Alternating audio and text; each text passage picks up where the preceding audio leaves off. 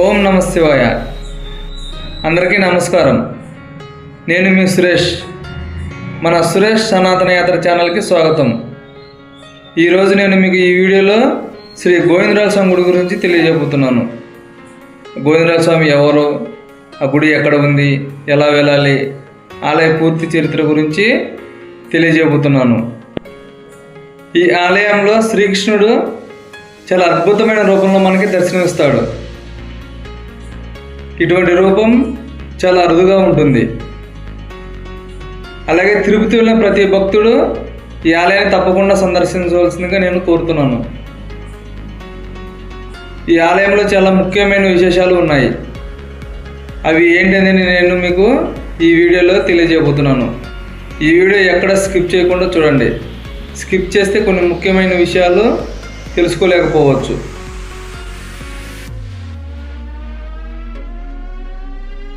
శ్రీ గోవిందరాజ స్వామి గుడి తిరుపతి పట్టణంలో ఉంది.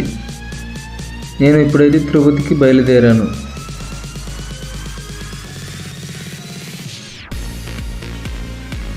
తిరుపతి మనకి విజయవాడ నుంచి 350 కిలోమీటర్లు, హైదరాబాద్ నుంచి 550 కిలోమీటర్లు వస్తుంది. బస్సులు కూడా చాలానే ఉన్నాయి. నేనైతే రైలు ప్రయాణం ఎంచుకున్నాను.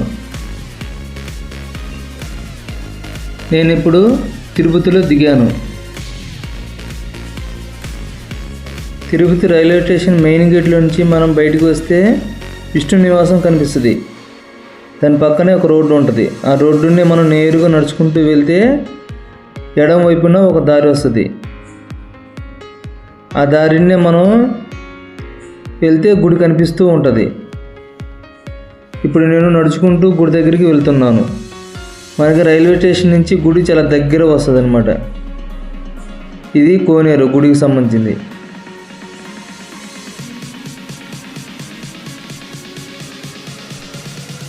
మనకి వెళ్ళే దారిలో వినాయకుడి గుడి కూడా కనిపిస్తుంది. ఆ గుడిని కూడా మనం సందర్శించవచ్చు. అక్కడ కొత్త వాహనాలకి చాలా అధికంగా పూజలు చేస్తూ ఉంటారు. నేను గుడికి చేరుకున్నాను. గుడికి వెళ్ళే దారిలో చాలా అందమైన షాపులు మనం చూడవచ్చు. మంచి మంచి దేవుడి ఫోటోలు, బొమ్మలు ఇటువంటి చాలానే చూడవచ్చు.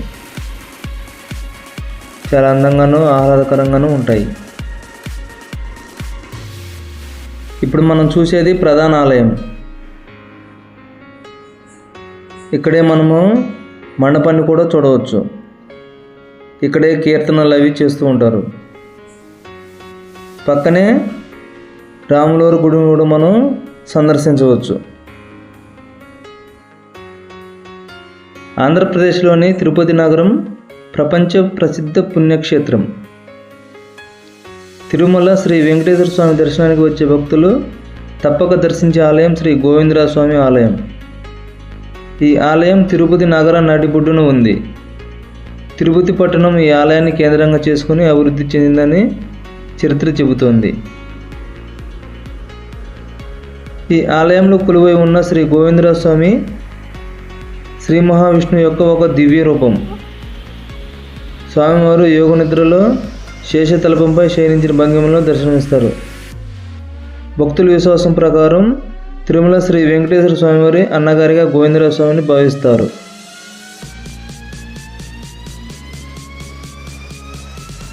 పురాణాల ప్రకారం శ్రీనివాస కళ్యాణం సందర్భంగా జరిగిన అపారమైన ధన వ్యవహారాలు, దాన ధర్మాలు, సంపదల లెక్కలను నిర్వహించిన దివ్యమూర్తి గోవిందరాజ స్వామి. అందువల్ల ఆయనకు గోవిందరాజ అనే పేరు ప్రసిద్ధి చెందింది. భక్తుల నమ్మకం ప్రకారం అప్పులు తీర్చుకోవాలని, ఆర్థిక ఇబ్బందులు తొలగాలని కోరుకునేవారు ఈ స్వామిని భక్తితో ప్రార్థిస్తారు. ఈ ఆలయాన్ని 12వ శతాబ్దంలో శ్రీ రామానుజాచార్యులు పునఃస్థాపించారు. అయితే ఆలయ ప్రాంగణంలో 9వ 10వ శతాబ్దాలకు చెందిన నిర్మాణ అవశేషాలు కూడా కనిపిస్తాయి.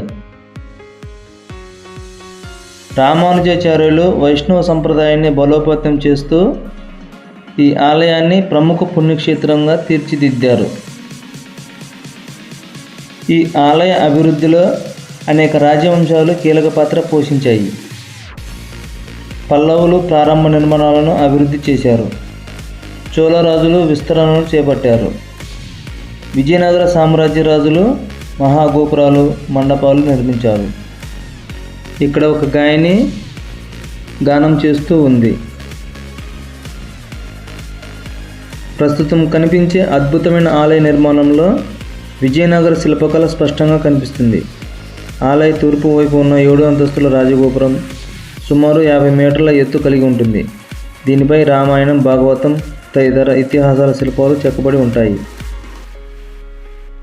ఇక్కడ మనం శ్రీ వేదాంత దేశికర్ స్వామివారి సన్నిధిని దర్శించుకోవచ్చు.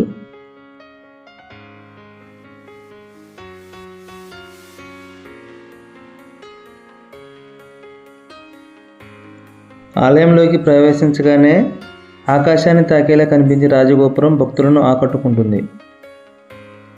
ఈ ఆలయంలో జరిగే వైశాఖ బ్రహ్మోత్సవాలు అత్యంత వైభవంగా ఉంటాయి.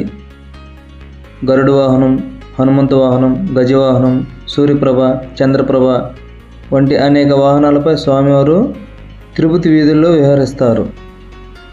వేలాది మంది భక్తులు ఈ ఉత్సవాలను దర్శించి పుణ్యం పొందుతారు. తిరుపతికి వచ్చిన ప్రతి భక్తుడు ఈ ఆలయాన్ని దర్శించి ఆ తర్వాత తిరుమలకు వెళ్ళడం లేదా తిరుమల దర్శనం అనంతరం ఇక్కడికి రావడం ఒక సంప్రదాయంగా కొనసాగుతుంది. ఈ 2 క్షేత్రాలు వైష్ణవ సంప్రదాయంలో ఎంతో ముఖ్యమైన స్థానాన్ని కలిగి ఉన్నాయి.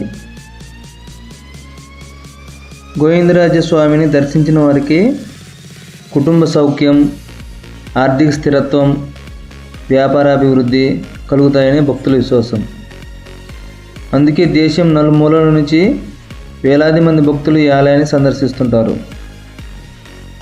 ఈ ఆలయంలో నిత్య పూజలు, అర్చనలు, సహస్రనామార్చన, ఏకాంత సేవ వంటి అనేక సేవలు ప్రతిరోజు నిర్వహించబడుతుంటాయి. అలాగే వేద ఘోషలు, ఘంటానాదాలు, మంగళ వాయిద్యాల మధ్య జరిగే పూజలు భక్తులను భక్తిరసంలో ముంచెత్తుతాయి.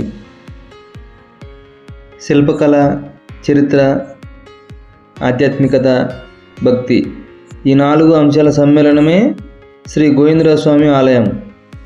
శతాబ్దాలుగా ఈ ఆలయం భక్తులకు ఆశ్రయంగా నిలుస్తూ తిరుపతి నగరానికి ఆధ్యాత్మిక హృదయంగా వెలుగొందుతుంది. ఈ ఆలయంలో ఆండాల్ అమ్మవారు, పుండరీకవల్లి తాయార్, చక్రతల్వార్, శ్రీ రామానుజాచార్యులు, విశ్వక్షేణుడు, ఆళ్వార్లకు ప్రత్యేక సన్నిధులు ఉన్నాయి. ప్రతి సన్నిధికి ప్రత్యేకమైన చరిత్ర, విశిష్టత ఉంది. మనం గర్భగుడిలోకి ప్రవేశించినప్పుడు శేషతల్పంపై యోగనిద్రలో ఉన్న గోవిందరాజ స్వామి దివ్యమంగళ రూపం కనిపిస్తుంది. స్వామివారి పాదాల వద్ద శ్రీదేవి, భూదేవి కొలువై ఉంటారు. అలాగే నాభికమలం నుంచి బ్రహ్మగారు ఉద్భవించి ఉంటారు.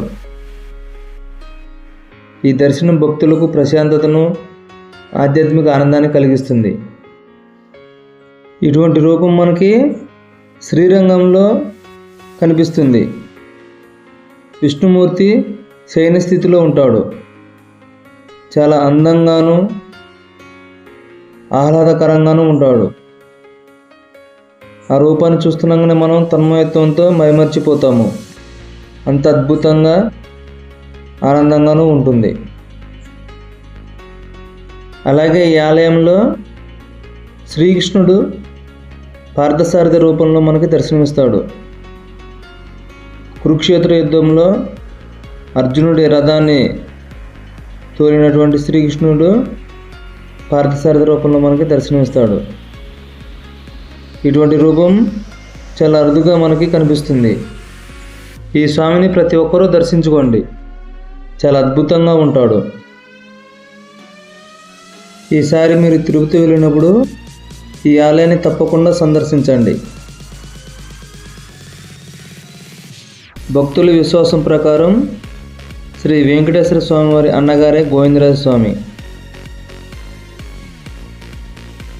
శ్రీ మహావిష్ణువు కలియుగంలో శ్రీనివాసుడిగా అవతరించి పద్మావతి దేవిని వివాహం చేసుకున్నారు. ఆ దివ్య కళ్యాణానికి అపారమైన ధనం అవసరమైంది. ఆ ధనం, ఆభరణాలు, కానుకలు, లెక్కలు అన్నిటినీ నిర్వహించిన దివ్యమూర్తే శ్రీ గోవిందరాజ స్వామి.